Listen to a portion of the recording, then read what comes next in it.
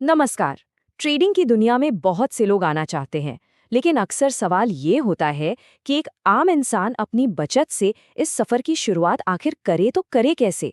ये एक पूरा सफर है जो एक छोटी सी बचत से शुरू होकर एक सोची समझी रणनीति तक जाता है। तो चलिए आज इस रोमांचक सफर के हर एक पड़ाव को बारीकी से समझते हैं।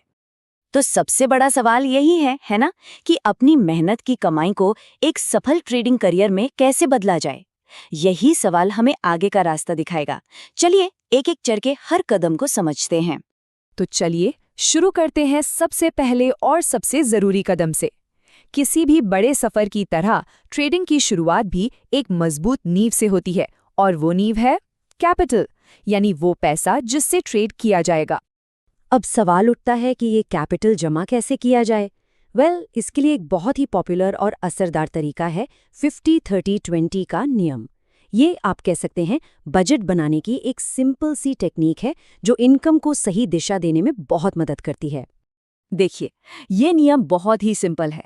अपनी इनकम का 50% हिस्सा अपनी ज़रूरतों पर खर्च करें, जैसे घर का किराया, राशन, बिल्स वगैरह। 30% अपनी इच्छाओं के लिए रखें, जैसे कहीं घूमना फिरना या शॉपिंग करना।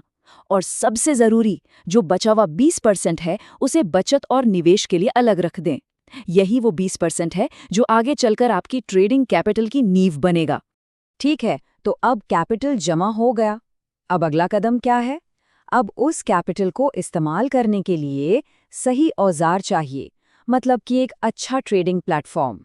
और जैसा कि द मॉटली फूल ने कहा है, हर ब्रोकर की अपनी ताकत होती है और सबसे अच्छा फिट आपकी निवेश शैली पर निर्भर करता है। इसका सीधा सा मतलब ये है कि जो ब्रोकर किसी दोस्त के लिए सही है, जरूरी नहीं कि वो आपके लिए भी बेस्ट हो। चलिए कुछ पॉपुलर ऑप्शंस पर एक नज़र डालते हैं। फिडेलिटी एक बहुत भरोसेमंद नाम है जो नए और अनुभवी दोनों तरह के ट्रेडर्स के लिए काफ़ी अच्छा है। अगर किसी को डेटा और चार्ट्स में गहराई तक जाना पसंद है तो ई ट्रेड एक बढ़िया ऑप्शन है, और अगर सब कुछ अपने फ़ोन से ही करना है तो रॉबिनहुड का सिंपल इंटरफेस काफ़ी अच्छा लग सकता है। और अच्छी बात यह है कि अकाउंट खोलना कोई रॉकेट साइंस नहीं है, बस कुछ आसान से स्टेप्स हैं।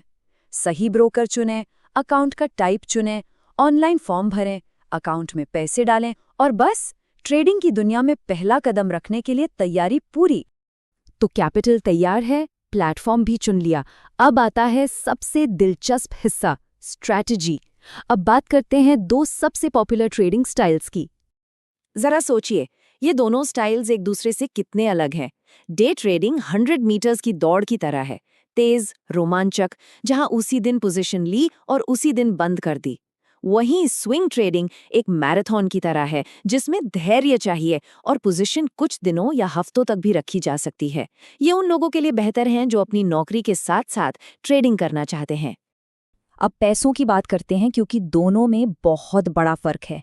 स्विंग ट्रेडिंग कम पैसों से भी शुरू की जा सकती है, लेकिन डे ट्रेडिंग एक बिल्कुल अलग कहानी है, खासकर अमेरिका में, जहां पैटर्न डे ट्रेडर या पीडीटी रूल लागू होता है। सीधे शब्दों में कहें तो अगर कोई 5 दिनों के अंदर 4 से ज्यादा बार एक ही दिन खरीद कर बेचता है तो उस पर यह नियम लग जाता है। और पीडीटी रूल का मतलब है कि ट्रेडिंग अकाउंट में हर समय कम से कम $25,000 होने ही चाहिए। ये एक बहुत बड़ी रकम है, और सच कहूं तो इसी वजह से बहुत से नए ट्रेडर्स डे ट्रेडिंग से दूर ही रहते हैं।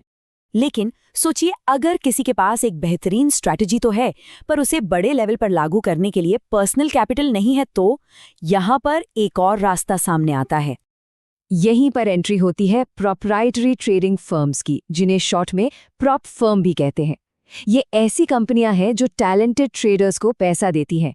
आपको बस उनका एक ट्रेडिंग चैलेंज पास करना होता है, जिसके लिए एक छोटी सी फीस लगती है, और एक बार पास हो गए तो आप उनके पैसे से ट्रेड करते हैं और प्रॉफिट का एक बड़ा हिस्सा आपको मिलता है।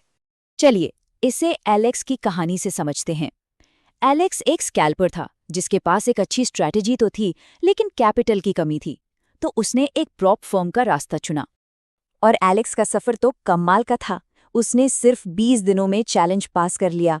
अगले ही दिन उसके पास ट्रेड करने के लिए $50,000 थे।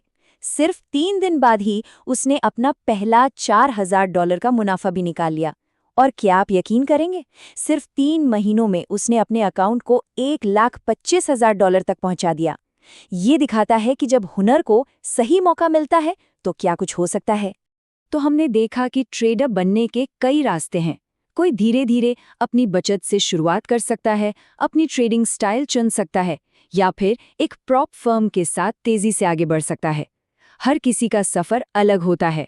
अब सवाल यह है, किसी के अपने लक्ष्यों, अपने कैपिटल और अपनी जीवन शैली के लिए कौन सा रास्ता सही है? इसका जवाब तो हर किसी को खुद ही खोजना होगा।